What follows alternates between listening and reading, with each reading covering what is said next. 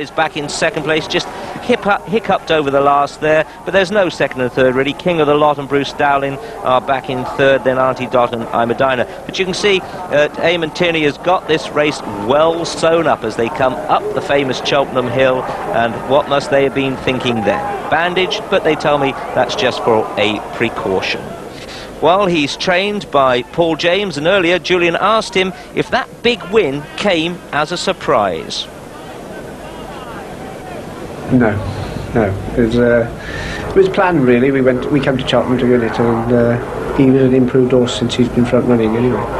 But it was no surprise. No, we had a nice bet on it anyway. At 66 to 1. Yes, and a bit more. The horse seems to have improved about 21 pounds since the turn of the year. How would you account for that?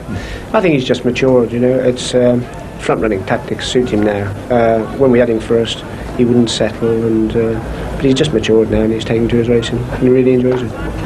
How optimistic are you about today's race, and do you have any misgivings?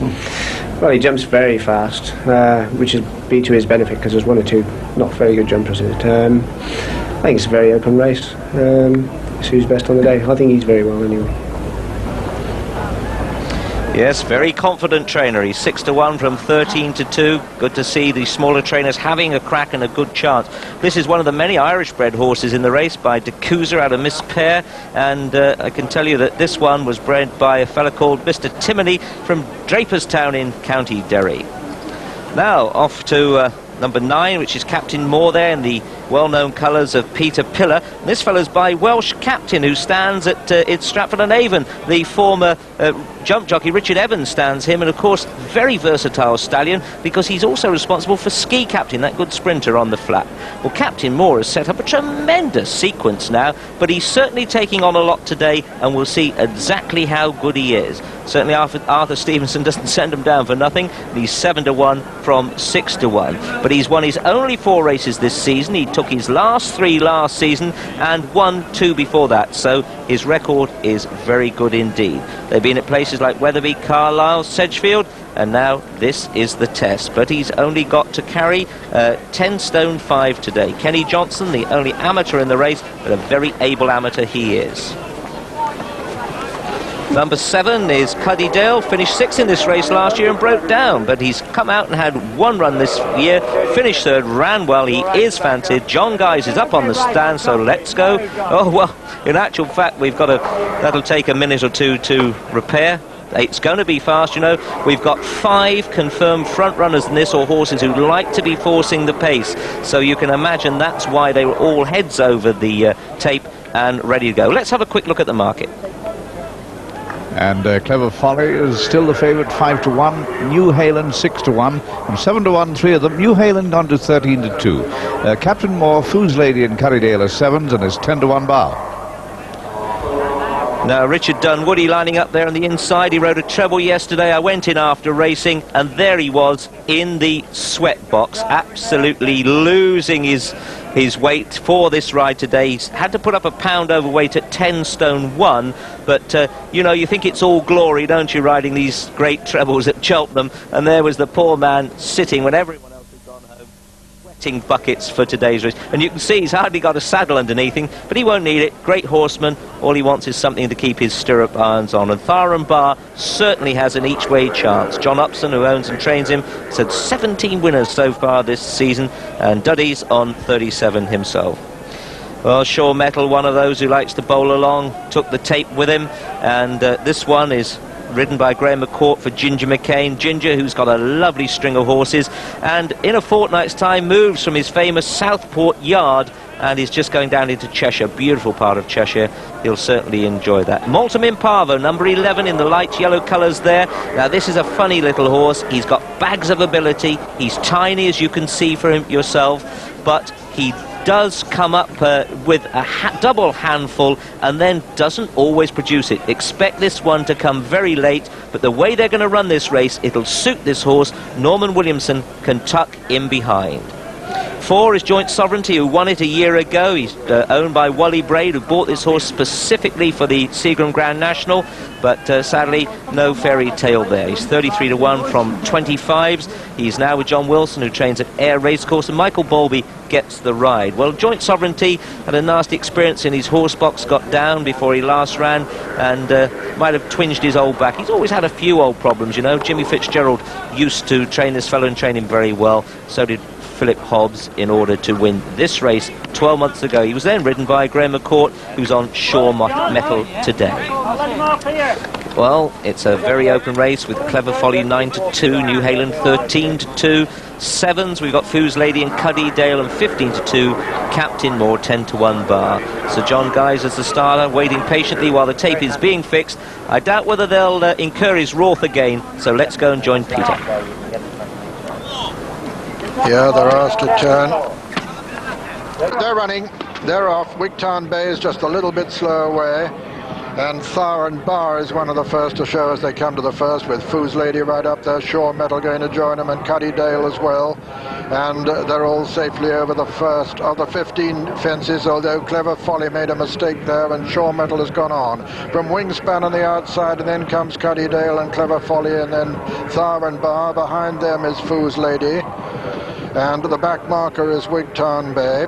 And just ahead of him is last year's winner, Joint Sovereignty, and Shaw Metal jumps the third in the lead from Wingspan and Cuddy Dale, and behind them Tharan Bar, New Hayland, and then Clever Folly, and then Buckfast Abbey, and behind Buckfast Abbey Multimin Parvo, and then Captain Thor, and then Ida's Delight. And Wigtown Bay is still the back marker, and one from last is Joint Sovereignty, and Shaw Metal is making it from Wingspan in second and Cuddy Dale third. Four behind them come New Hayland, a little gap then to Tharan Bar, and behind Tharan Bar comes Foos Lady with Ida's Delight next, and then Clever Folly not far behind them as they jump the fourth.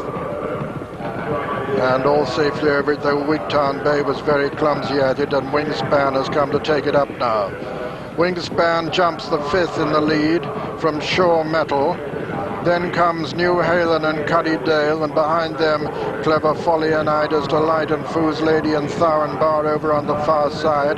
Behind them Buckfast Abbey, and then Multimin Parvo, then Captain Thor, Captain Moore I should say, and then Joint Sovereignty, and finally Wigtown Bay and Wingspan. Coming to the fence, it'll be the last next time round, number 6 this time.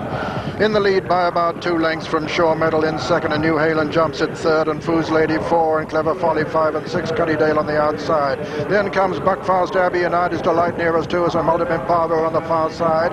Then Captain Moore, behind Captain Moore, almost upside him rather, is Tharan Bar, and behind Tharan Bar Joint Sovereignty and Wigtown Bay over the 7th, and Wingspan lands in the lead from Shaw Metal and New Hayland and Clever Folly, and then comes Cuddy Dale and Buckfast Abbey, and behind them Foos Lady and Multimin Parvo, Captain Moore. Behind Captain Moore is Ida's Delight, then Joint Sovereignty being rousted along, and Wigtown Bay, who's been last throughout. They're coming down to the one now before the water, number 8. Shaw Metal and Wingspan over on the far side, with New Hayland almost up with them. Buckfast Abbey, Cuddy Dale just in behind the lead. Over the water now. Shaw Metal lands in the lead from Wingspan. New Hayland on the inside. Buckfast Abbey up with them, then Cuddy Dale, Multimin Parvo. Captain Moore is making progress over the first of the ditches, and there it was New Hayland who landed in the lead. New Hayland the leader at this one, number 11. Wingspan on the outside. Clever Folly has come to join them also. Buckfast Abbey is right up with them now. In fact, has taken a marginal advantage, Buckfast Abbey, as they race towards the final ditch, 4 from home. Buckfast Abbey on the far side. Clever Folly on the inner. Then comes New Hayland. Cuddy Dale has been pulled up. Tharan Bar's getting closer to them all the time. New Hayland has the advantage now from Buckfast Abbey, and then Clever Folly, then Tharan Bar, and behind them Multimin Parvo.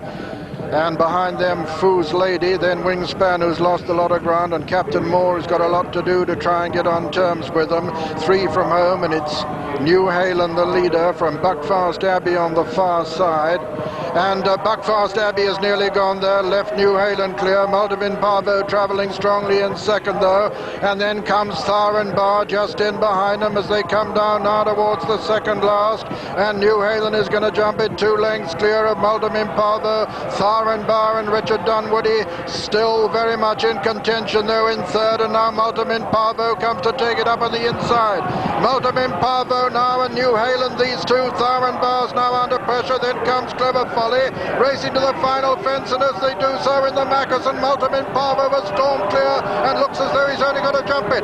Multivin Parvo lands 3 lengths clear of New Halen and Tharan Bar, and then comes Clever Folly, and then Wigtown Bay, who's made progress from last but nothing surely is going to catch Multivin Parvo as they races up towards the line.